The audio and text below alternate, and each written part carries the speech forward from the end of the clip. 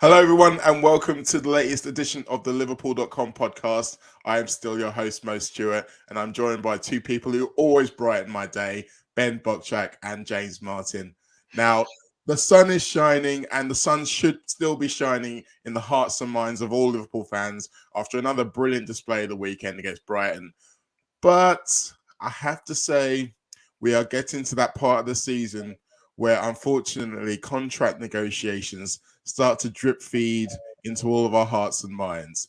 And obviously, there have been some recent emojis tweeted by certain lawyers that have caused quite some consternation in this world. Now, the Mo Salah contract issue has come up quite a few times over the course of the season, and most of the time, the word is he's the best player in the world. We should just give him what he wants. However, were John Henry here, or Tom Werner, or Mike Gordon, or Michael Edwards, maybe even Julian Ward, if any of these people ever spoke into a microphone, I'm sure they'll tell you it's not that easy. There are lots of things to consider. And that's what we will be doing today on this show. We will be considering some of these other things, or should we say other people, namely his two African brothers, Naby Keita and Sadio Mane. Two players who came into the season with points to prove of their own, with their own contracts, ambitions in mind. And what we're going to do is we're going to look at how they've been over the course of the season. We're going to look at the main criteria that goes into deciding these contracts and work out whether or not they're going to be happy come the end of the season as well with what they're offered. So, Ben, I'll start with you. At the beginning of this season, there was a lot of talk about this being a crucial year for Naby Keita. We'd all knew his quality, but the same things were being said about him now as were being said about him in the first year of his career, in as much as the consistency wasn't there for whether injury reasons. How do you feel like he's come along with that? I feel like so far this season, it looks like he's been able to prove some of those doubts wrong. Absolutely. I mean, with Keita, I think Klopp mentioned it in his press conference last week. There was never a concern about his performances because when he was playing and when he was he did get into the rhythm, he was brilliant most of the time. And I think he said out of 180 of those games were quite good or exceptional, something along those lines. So it was never that was never an issue with Keita. I don't think he might have the few odd bad game here and there, but that's expected. Everyone has a bad game. It's just the nature of humans. We're not perfect. So with him, it was always going to be about the injury situation and whether he can escape that cycle of playing a few games and then being injured and then playing a few games again and then being injured again. And I think this season he's looked like he's been more available. Right now he's on his longest ever run in terms of being available for Liverpool or at international level in a single season since joining the club. So I think that just shows you maybe those injuries are behind him.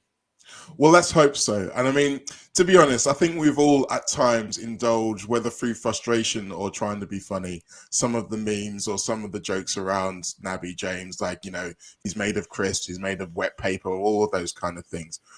But being honest, we have to acknowledge that these things can start to psychologically affect players. I mean, we've seen in the last couple of days the stuff that Nico Williams has been saying about some of the abuse he took. And even if some of the stuff against Naby is said in jest, it does start to have an effect. And I think the one time he was missing with injury this season, which was after the tackle from Paul Pogba against Manchester United, which caused him to come off of a stretcher, many people assumed, we wouldn't see him for a while. And he came straight back in the next game and then had to come off after 20 minutes. So it's possible that some of those kind of trying to fight against those kind of perceptions actually caused him to put himself in a firing line when he really should have taken more rest.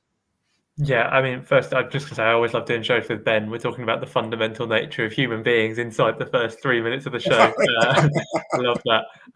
But yeah, philosophical points aside, yeah, I mean, definitely psychologically there is that issue for Keita.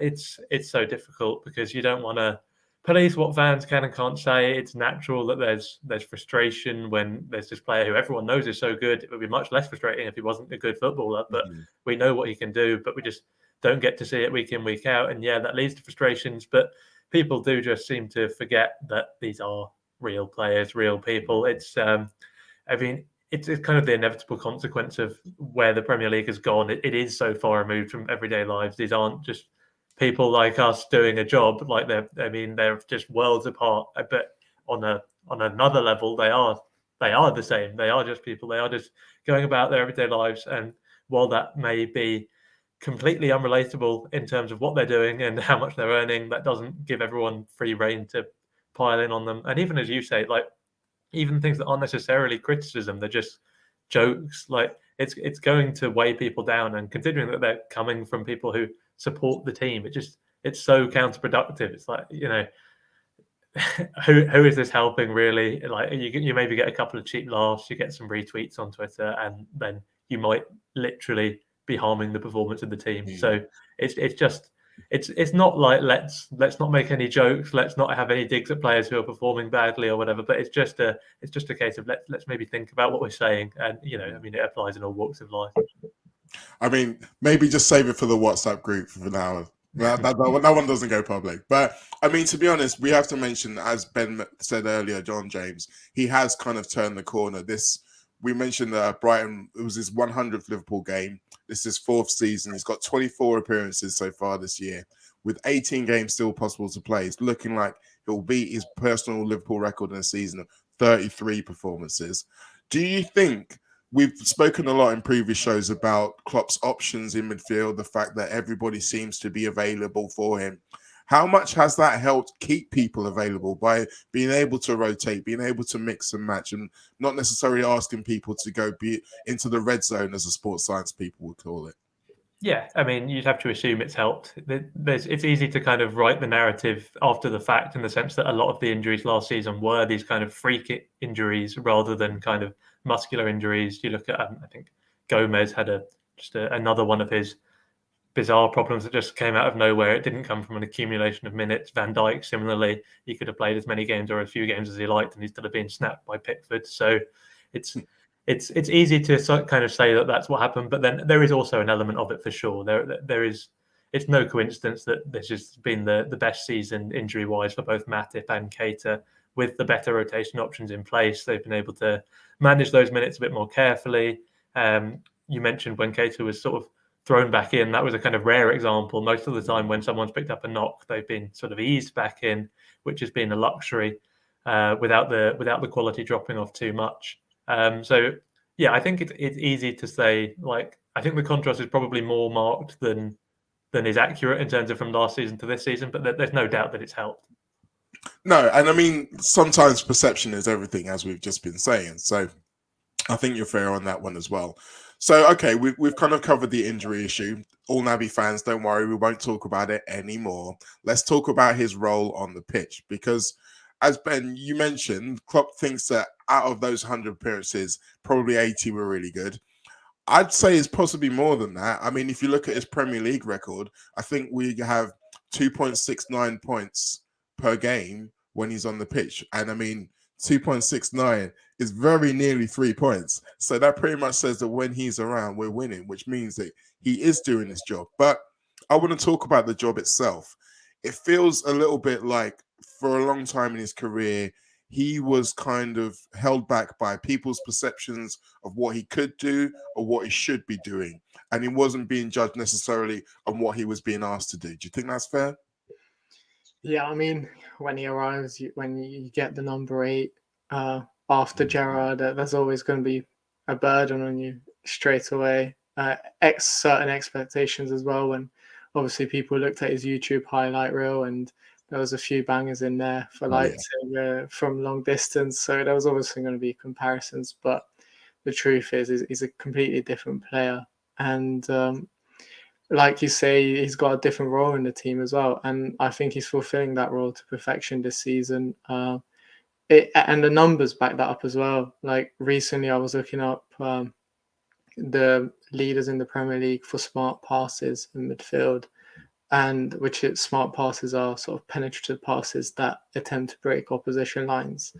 And only Kevin De Bruyne has averaged more smart passes in the Premier League out of midfielders this season than Naby Keita.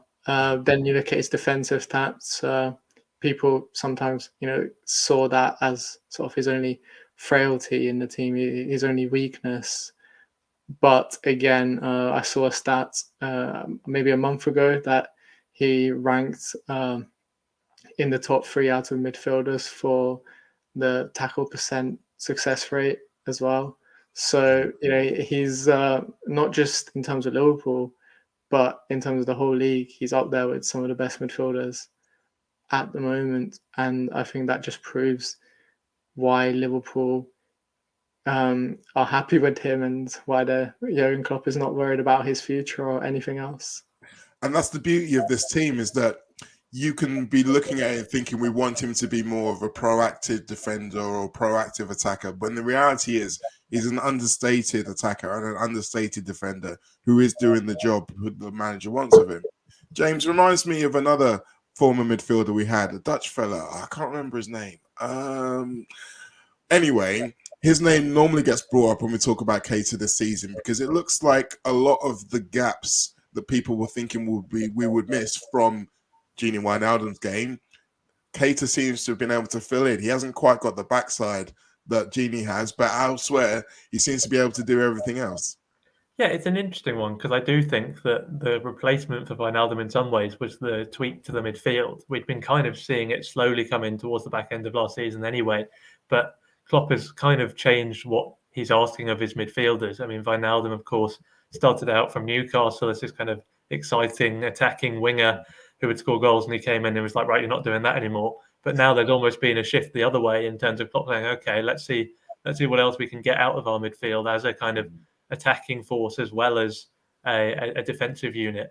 So yeah, I think that has somewhat covered for the Wijnaldum absence, because you get people like Harvey Elliott who suddenly come into the frame as a viable midfield option. Of course, he's had his injury problems, but that kind of mold, it's worked well for Curtis Jones as well, who maybe put some question marks on defensively in the Wijnaldum role, but in the kind of newly imagined Wijnaldum role, he's very good at it.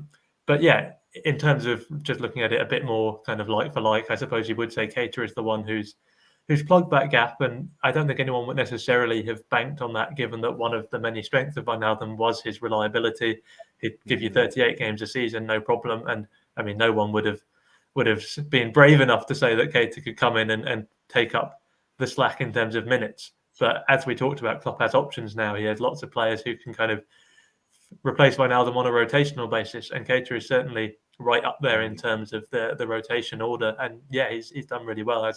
As Ben said, he's doing well in all areas. I suppose people intent on being critics would suggest like jack of all trades, master of none. But is that even a bad thing in the Liverpool midfield? I don't think it is.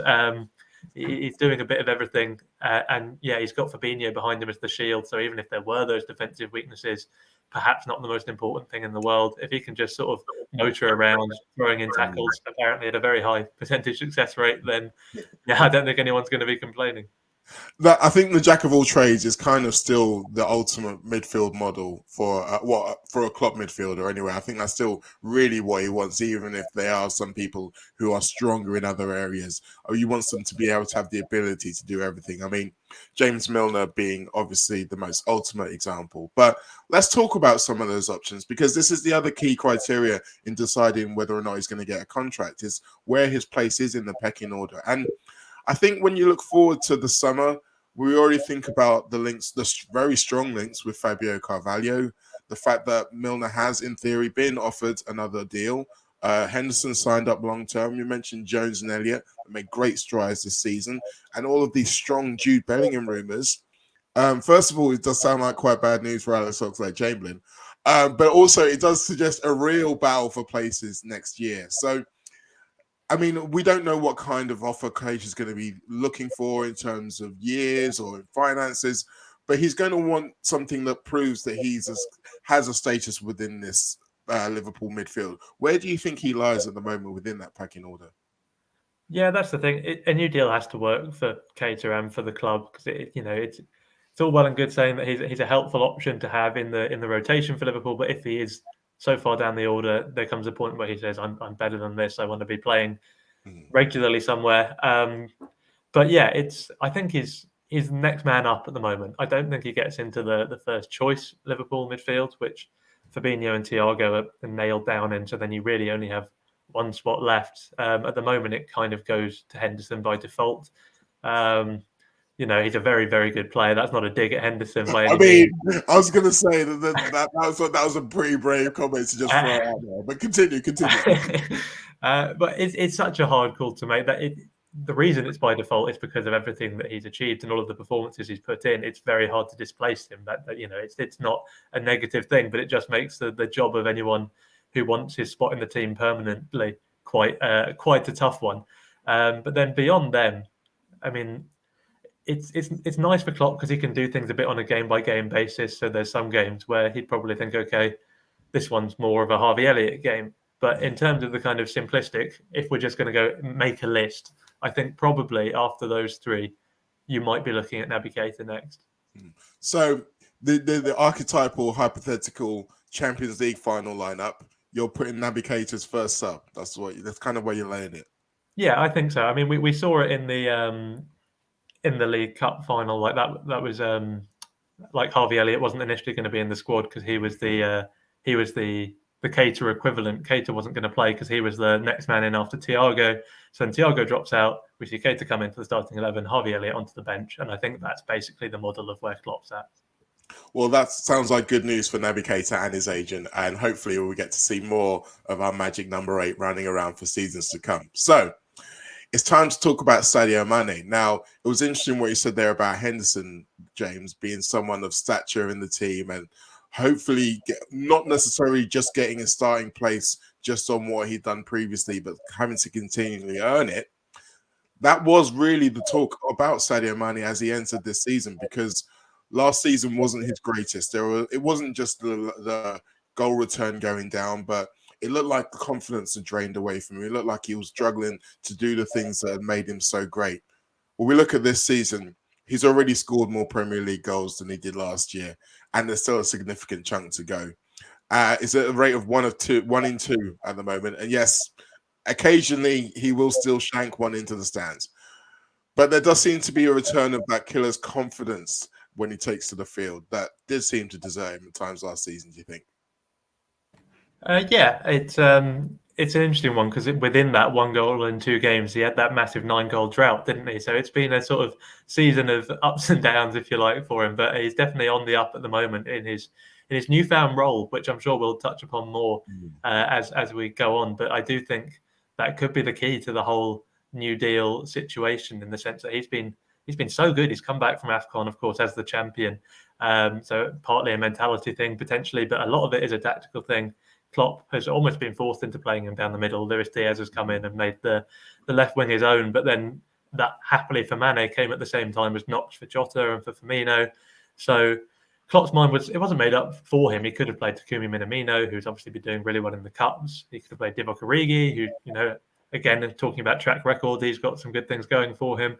But he went with Mane, and he's looked like a new player, or perhaps more accurately, he's looked like the old player, the one who we knew and loved. He's like you say, he's still missing a few chances you'd rather be buried, but on the whole, he's looking very effective in terms of his link-up play as well, and he's getting to really dangerous positions. And like you say, already eclipsed last season's goal tally. He can't do too much more in his potentially later than expected bid for a new contract, but certainly a strong bid. It is a strong bid, Ben. And I think James makes a really good point about coming back from AFCON, because he did come back as a champion, but it was still very much an emotionally draining and physically draining experience. And I noticed those first 2 appearances, I think against Burnley and against Inter Milan, where he was still playing on the left, he was a little bit leggy, I felt. And we kind of obviously gave him grace because we still won those games. But it was this move into the centre. It does seem to have given him a new lease of life, a new challenge to take on. And we know that he's such a warrior for this team. It's almost like he's got this new thing to get his teeth into, and it's lit the fire under him again. Yeah, I mean, I'm sure AFCON will have given him a world of confidence. Before that, he scored against Chelsea as well. So he's on a bit of a scoring patch when it comes to the Premier League. And I think that sort of new position is something that will make a good case for him getting a new contract, because it's showing his versatility and it's showing that he can adapt, really. Maybe the left wing position is not the best suited for him in the we've seen him over the last year lose a bit of pace and a bit of directness, but in that central position you don't need that necessarily. He's still got his one versus one ability that he can use. He's still very good at finding space inside the box, and like you say, he can strike one into the stands every now and again, but he is still a good finisher, and his goal against Norwich proves that, and his goal record as well overall. So I think it was interesting as well that we saw him play a little bit on the right against Brighton when Mohamed Salah came off. Again, that's showing he's played on the right before, even at Liverpool in his first season. But it was just a sign that Klopp is confident that he can play in every front three role basically for him. And when you look at the other players whose contracts are expiring, someone like Roberto Firmino, his only role is through the middle, and it gives FSG and Julian Ward and Klopp an interesting decision, because Mane has proven he can do that role, and he can also play on the left and the right still. So it'll be interesting to see how that decision goes. There's some irony in this as well, in as much as that Mane's starring role on the left began because we bought someone for where he was playing before, and he used to do it really well, and so he made it work, and then suddenly became fantastic at it. So there's absolutely no reason to say why he can't do it again. The thing I'm interested about is the way that he goes about the 9 position in comparison to Firmino and Jota, Ben. It's almost like a little bit of a halfway house between the two, because he's got some of the link-up play that we see with Firmino. I think Brighton was one of his best games for that in particular. But then he does also have those predatory penalty box instincts that we get from Jota, the aerial ability we get from Jota, which maybe has started to lose a little bit from Firmino's game. So you mentioned Firmino, and we weren't officially talking about him, but he's in the same boat as well. So we should bring him in, because it might be that it comes down to a decision for the club between the two of them as to who's going to be able to remain on the contract they desire. And like you say, it may all come down to his adaptability across the front line. Yeah, I mean, in terms of age, they're fairly similar. I think there's only I know Roberto Firmino was born in 1991 and Mane was born in 1992, but there's not an entire year between them. It's just a few months, I think, overall. So it won't come down to that. And then you look at their output. Mane is obviously better this season, but Firmino has been injured and hasn't been available. I think that Liverpool will look at that as well and see that as proof. Mane's been pretty consistent since he's been at Liverpool. He hasn't really had a long layoff that I can remember, maybe just towards the end of his first season. But other than that, I can't really remember anything too serious with him. And it's a really interesting one to see what Liverpool decide. For me, I see Mane as being the better option because of the fact that he's versatile, more versatile potentially than Firmino. And like you say, I think his creativity and his link-up play is underappreciated at times in that number 9 role from what we've seen. People will talk about the goals, but he's been dropping back a lot, and he's been playing some good 1-2s in and around the area, similar to Firmino. Then you also have his physicality. I've noticed him winning balls high up the field, tracking back, and he still has that energy, which is also very similar to Firmino. And I think Firmino will have been looking at Mane's performances and kicking himself in the foot a little bit over the last few weeks. I mean, to be honest, this is Bobby, so he's probably just really happy for him. But inside, he'll probably be a little bit upset. I take your point. Nah, he's a footballer. He's competitive deep down. No, it's true. It's true. He is. Speaking of competitive fire, James, last time we spoke about the contract situations of our forwards, we mentioned that an obstacle for Mane may well be a slight difference in perception of his own worth between how he and his agents feel like he should be considered and some within the club, particularly, as we've mentioned, because they've got so many different decisions to make seemingly at the same time. So this idea of him being a 9, it kind of increases his opportunities to be a starter when you think about the obviously ideal world where Salah resigns and is on the right, and then Diaz continues the trajectory he's on. Does he think he's got a better chance of maybe dislodging Jota from the middle than he would have from Diaz from the left-hand side? I mean, yeah, potentially. I don't think Klopp even necessarily perceives it as his first choice 11 anymore. He sees it as horses for courses and, rotation. All of these things come into it. He relies on a lot of these players, even if, in terms of when fans are making here's the best Liverpool 11. And, that I don't think that necessarily crosses his mind. So whether or not Mane gets into that, I don't think really affects it. What really matters is that this gives him a chance for more minutes across the board, whether that's dislodging someone on a permanent basis. I don't think it is, because Jota, given his age, is more the future of Liverpool than Mane is. That's just an inevitability of time. But yeah, it gives him more chance to come in on a rotational basis, on a fixture by fixture basis, and that can't hurt him in terms of his standing in the team. Which, yeah, like you say, when it comes to negotiations, can maybe produce some more common ground, because there'll be some more agreement in terms of how much he'll actually be on the pitch. We mentioned Firmino in terms of maybe he's the less versatile one. I think that's potentially a bit harsh. We've recently seen Klopp experiment with Firmino in that number 8 role. We touched upon it earlier about how the number 8 role has changed since Wijnaldum left. Back then, you wouldn't necessarily have said, okay, maybe Firmino can play that, although maybe you would, because he's such a unique type of striker. But certainly in the more offensive-minded interpretation of this number 8 midfield role, it almost seems made for a slightly older, more vintage version of Firmino. We haven't seen it too much, but on occasion, it was a few games ago, I can't remember exactly what the game was, but there was a substitution which allowed us to see him in midfield for sort of 20 minutes or so, and he didn't look at all out of place. So I think when he's coming to the table, he'll make the case that, okay, maybe I'm not so versatile across the front 3, but move me backwards and I can do wonders for you. So yeah, it's still a toss-up in that regard, I think. And then you've got the resale issue to think about, because if one of them isn't renewing, then Liverpool are going to ideally want to get one of them off the books, because they made an investment and they're going to want to see some sort of return on it, most likely. I think Mane is still the easier sell to other clubs in terms of here's an asset who's still scoring well. His goal record this season won't have done that any harm at all. You could easily see someone like Barcelona, if they find some more money from somewhere, coming in for him.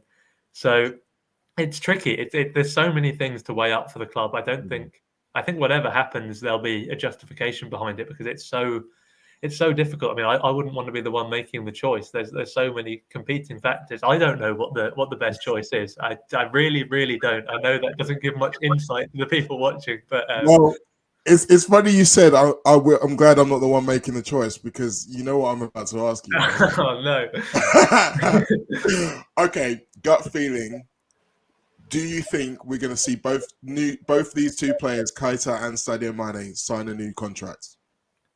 No, I don't think so. I think Keita will. I think Keita will. I think Mane either goes in the summer or runs out his deal. I'm not necessarily saying that's the best choice, but I think, knowing what we know about FSG, knowing about their views on age profiles and how they're always looking to renew the team, I think maybe they draw a line under the Mane chapter. But it could so easily go the other way. But that's my gut instinct.